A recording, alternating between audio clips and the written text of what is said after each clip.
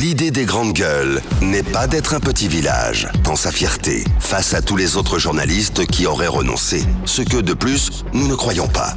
Notre idée est plutôt de faire école, d'aider tout le monde et de constituer un laboratoire utile à tout le monde. Ici commence l'actualité de la Guinée. Bienvenue chez les GG. Mais ils n'ont pas les moyens de garder les malades positifs parce que si jamais ils testent plus, tout porte à croire que le nombre de testés positifs va exploser. Et l'opinion va s'abattre sur eux, l'opinion finalement. va s'abattre sur eux. Oui, je crois que c'est très bien vu. Aujourd'hui, je pense que c'est à l'État de jouer son rôle. Il faut mettre les moyens, il faut réquisitionner les espaces, mettre les espaces à disposition de la NSS. Un lit, on peut mettre on peut mettre la semaine dernière, je le disais, on peut mettre les ébénistes à contribution, les chaudronniers à contribution, qui ont quand même l'ingéniosité de fabriquer des lits d'une place ou même des matelas d'une place à même le sol dans une grande salle pour accueillir les malades positifs. Tout ça, c'est possible aujourd'hui. Je pense que l'État doit vraiment redoubler d'efforts dans la création d'espaces et ainsi enjoindre à la NSS d'augmenter sa capacité de tester les personnes. Et voilà, nous vous l'avons annoncé, merci Roby. Depuis ce matin, comment améliorer la riposte en Guinée, la riposte Covid-19? Nous avons au bout du fil un ancien Premier ministre, le docteur Ahmed Tidiane Souaré, qui répond à nos questions. Bonjour docteur. Les grandes gueules. Bonjour. Merci de vous prêter à nos questions ce matin. On commence avec vous, mon cher Bassekou. Oui, docteur, merci. Depuis que les premiers cas de coronavirus ont été signalés dans le pays, le gouvernement a mis en place un plan de riposte donc, qui tient compte de plusieurs volets. Ensuite, on est allé à la mise en place, à la création de l'état d'urgence sanitaire et puis la mise en place du conseil économique. Alors, comment vous observez cette série de mesures donc, qui ont été prises par le gouvernement dans le cadre de la riposte de façon globale contre le nouveau coronavirus en Guinée? Il faut dire d'abord que nous parlons dans une atmosphère d'angoisse généralisée, dans ce contexte où le risque de chacun fait le péril de tous. Nous assistons à une grande crise mondiale. Pour certains, c'est le hasard. Pour nous, c'est Dieu qui répand sur l'humanité. Au-delà de tous les clivages, une situation d'une gravité inédite, exceptionnelle, où les grands, les petits, les hommes, les femmes, les riches, les pauvres, les grandes nations, les petits pays, tout le monde se confond dans la même préoccupation. Autrement dit, c'est la méga nation planétaire qui est fragilisée par le coronavirus ou le Covid-19. Ainsi donc, chaque pays réagit comme il le peut. Vous avez décrit les principales actions du gouvernement. Je pense qu'elles sont en train de se dérouler. Bien sûr, grâce à la surprise, grâce à la nature inédite du virus, nous pouvons dire que nul n'est prêt, encore moins le gouvernement guinéen. Cela se passe ainsi partout, mais des mesures sont prises et sont en train d'être déroulées. D'accord. On va rester sur le volet économique parce que vous êtes un économiste.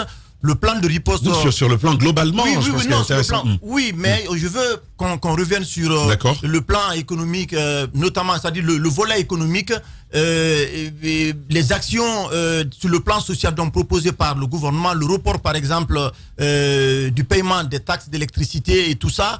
Comment vous voyez tout cela par rapport à d'autres pays de la sous-région? Est-ce que vous estimez que le citoyen guinéen a son compte dans ce plan qui a été proposé? Justement, quel est donc votre regard sur ce plan, les préconisations du plan de riposte élaboré par la primature?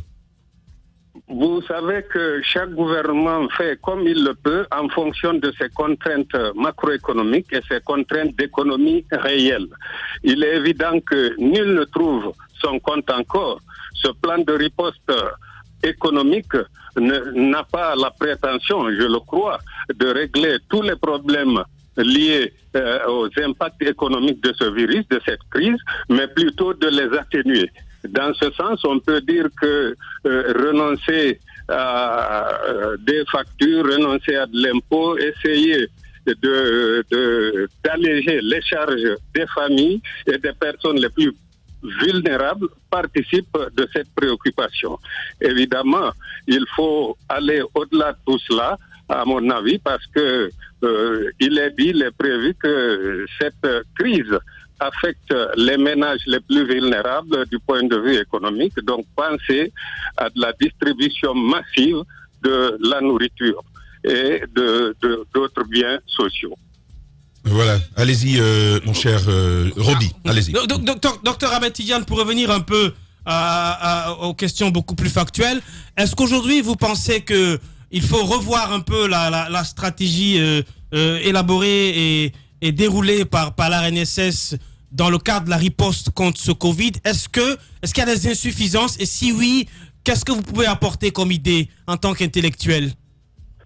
Bon, je pense que l'ANS, complétée par le ministère de la Santé, qui vient de mettre en place des commissions, sont engagés à aller dans le bon sens.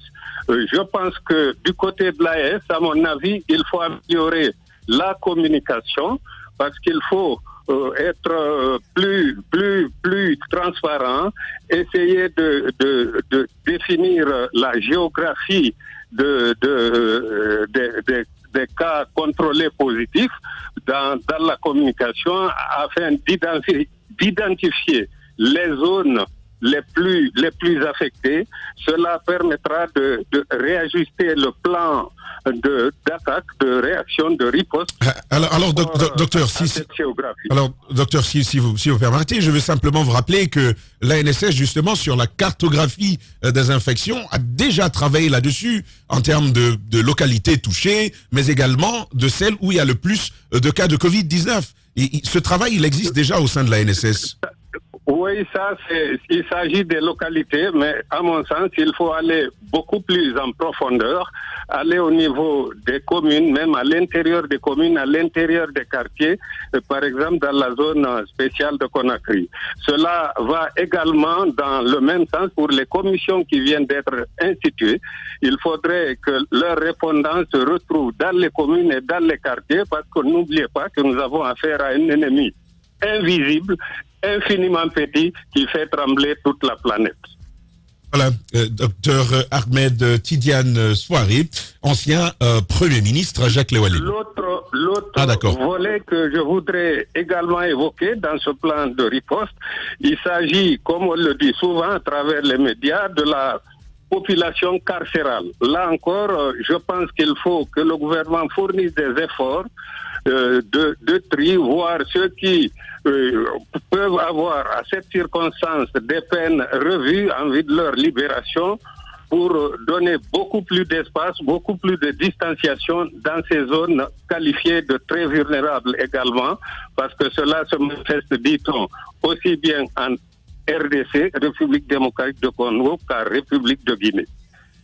Allez-y, Jacques. Alors, deux questions. Le conseil scientifique qui a été mis en place a fait une première communication. Dans ses propositions, il déconseille le dépistage massif, ce qui est conseillé ailleurs.